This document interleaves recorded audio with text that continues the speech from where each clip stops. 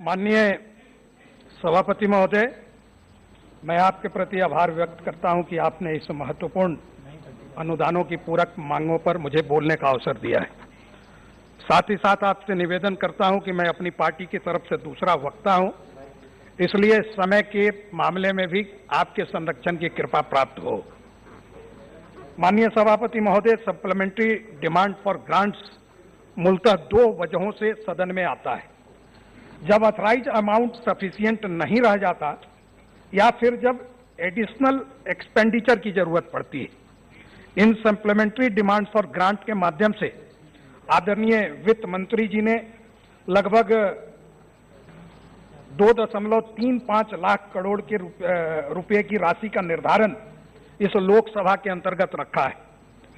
जहां तक मेरा ध्यान आता है कि भारत के संसदीय इतिहास में ये सबसे बड़े रकम वाला डिमांड्स ऑफ ग्रांट होगा और इस दृष्टि से जिसके तहत लगभग 1.67 लाख करोड़ रुपए का नेट कैश जो अतिरिक्त व्यय के रूप में इस देश के सामने आएगी, जबकि 68,868 करोड़ रुपए की राशि का इंतजाम विभिन्न मंत्रालयों और विभागों में बचत को बढ़ावा देकर तथा अन्य मदों में प्राप्तियों के माध्यम से पूरा किया गया है।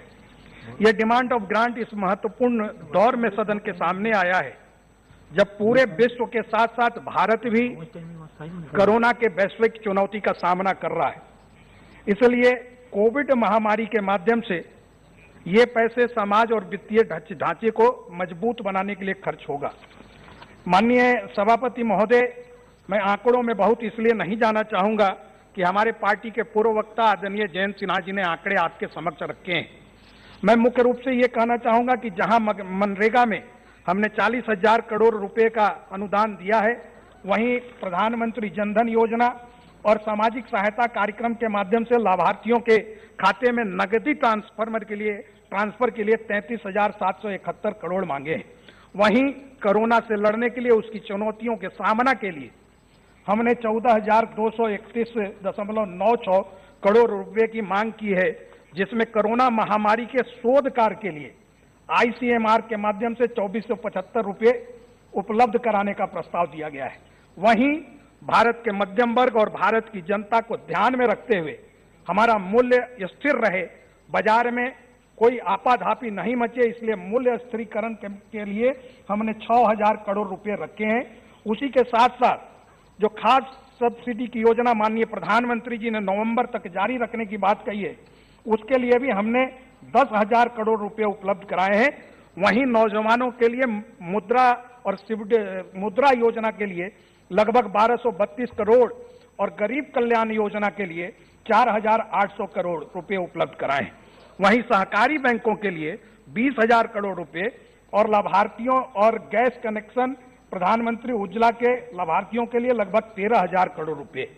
मेरे कहने का तात्पर्य यह है कि हमको ये ध्यान रखना होगा कि इस डिमांड ऑफ ग्रांट के माध्यम से हम एक नए भारत की रचना करने जा रहे हैं। निश्चित रूप से हमें ये देखना होगा कि इस डिमांड्स ऑफ ग्रांट में जो इतनी बड़ी राशि आई है, इसके पीछे का मूल तत्व क्या है, हमारी विचारधारा क्या है, हमारी सोच क्या है। और ये सोच तब और जरूरी हो जाती है सदन के माध्यम से देश की जनता को बताना, जब प्रतिपक्ष के नेता ये कहते हो कि कोरोना से लड़ने के लिए थाली बजाया, ताली बजाया, दिया बजाया, जलाया, इसकी उपयोगिता क्या है। और वो अर्थव्यवस्था को भगवान के भरोसे छोड़ते हैं। हम निश्चित रूप से भगवान के भरोसे अर्थव्यवस्था को नहीं चलाते, लेकिन हम भगवान के माध्यम से दिए गए हुए संकेतों को पहचानते हैं और हमारे जिसको हम ईशवाणी कहते हैं, जिसको ईश्वरीय वाणी कहते हैं, जो हमारे पुराणों में, हमारे ग्रंथों में, हमारे मनीषियों के माध्यम से जो स्वर अभिव्यक्त हुए हैं, जिस अर्थशास्त्र को पहचानने की शक्ति भारत की आजादी के बाद की बनी सरकारों में नहीं थी, उस स्वर को हमने पहचाना है और अपनी नीतियों के माध्यम से आत्मनिर्भर भारत बनाने की योजना की शुरुआत की। इसलिए आपको मौलिक अंतर आएगा। हमने कभी ये चर्चा नहीं किया कि जब महात्मा गांधी ने चरखे के माध्यम से देश को स्वतंत्रता दिलाने की बात की थी, हम सबको पता है कि चरखे से स्वतंत्रता नहीं मिलती।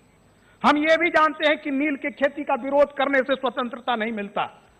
लेकिन वो भूल जाते हैं क्योंकि यहाँ की सांस्कृतिक एकता और विरासत को नहीं जानते।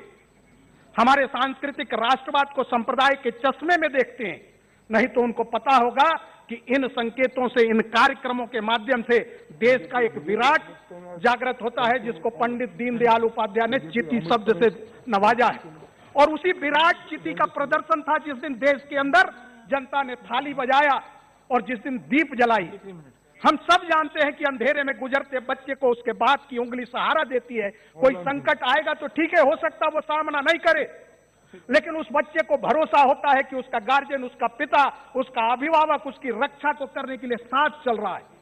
और वही हमने इन माध्यमों के माध्यम से देश के सामने देश की उस जागृत अवस्था को, जागृत चित्ती को जागृत करने का काम किया कि आओ हम सब मिलकर इस कोरोना के वैश्विक महामारी से लड़े। और उसी का नतीजा है कि दुनिया के अन्य देशों के संसद जो है, पार्लियामेंट, वो 1-2 दिन के रस्मी कार्यक्रम करके उन्होंने अपना निभा दिया। लेकिन आज पक्ष हो या प्रतिपक्ष हो, भारत का पार्लियामेंट 18 दिन के लगातार चर्चा के लिए बैठा है ताकि हम आने वाले सुनहरे भारत के भविष्य का निर्माण रख सकें और जो हमारे पूर्वजों ने हमको सौंपा है वो हम आने वाली पीढ़ियों को दे सके। और इस दृष्टि से इस डिमांड ऑफ ग्रांट की महत्ता बढ़ जाती है। और मैं इसलिए भी यहां कहना चाहूंगा कि कल का दिन जो गया है, जहां हमारे माननीय प्रधानमंत्री नरेंद्र मोदी जी का जन्म दिवस था, वहीं वो विश्वकर्मा दिवस भी था। और विश्वकर्मा दिवस की चर्चा मैं इसलिए करता हूं कि जब माननीय दत्तोपंत ठेंगड़ी जी के नेतृत्व में भारतीय मजदूर संघ ने उसको श्रम शक्ति दिवस घोषित किया था, तो देश के बहुत सारे राजनीतिक विचारधाराओं के बीच खलबली मच गई कि यह विश्वकर्मा कौन आया। यह स्थिति इसलिए उत्पन्न हुई कि हमने अर्थशास्त्र के प्राचीन विद्या को पहचाना नहीं। अगर हमने कौटिल्य का अर्थशास्त्र पढ़ा होता तो हमको मालूम होता कि कौटिल्य ने अपने अर्थशास्त्र में 114 बार अपने पूर्ववर्ती अर्थशास्त्रियों के निर्देशों और संदर्भों का उल्लेख किया है। इसलिए हमारी अर्थशास्त्र की भूमिका कहीं विदेश से नहीं आती है, हमारी इसी मिट्टी से जन्मती है। और इसी मिट्टी के थोड़ा संरक्षण चाहेंगे, मैं दूसरा वक्ता हूं, और इसलिए मैं ये बताना चाहूंगा कि अगर आपको जानना है हिंदू अर्थशास्त्र के बारे में तो शुक्र नीति को जानिए, जिसमें स्वयं रोजगार और वेतन पद्धति की चर्चा है। और विश्वकर्मा दिवस ही इस स्वयं रोजगार का, जिसको हम कहते हैं सेल्फ एम्प्लॉयमेंट, इसकी धारणा को मजबूती देता है। और उसी की ओर से विभिन्न माध्यमों से देश के युवाओं को लोन देने और बाकी का प्रावधान किया गया है। चूंकि माननीय सभापति महोदय जी का समय की ओर संकेत है, इसलिए मैं सिर्फ इतना कहूंगा कि हमारे अर्थशास्त्र का अर्थ है अर्थशास्त्र के क्षेत्र में सर्व समावेशक मानवता की, दीनदयाल जी की दृष्टि।